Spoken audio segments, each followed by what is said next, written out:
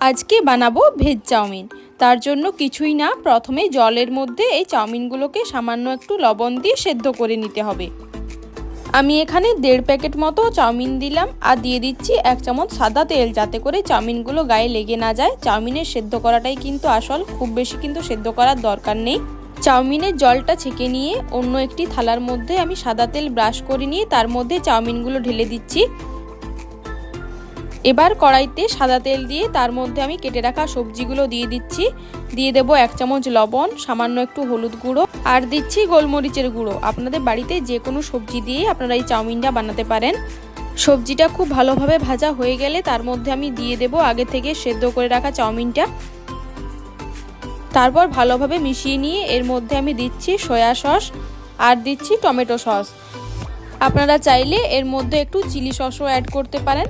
ব্যাস, এবার নেড়ে চেড়ে নামিয়ে নিলে রেডি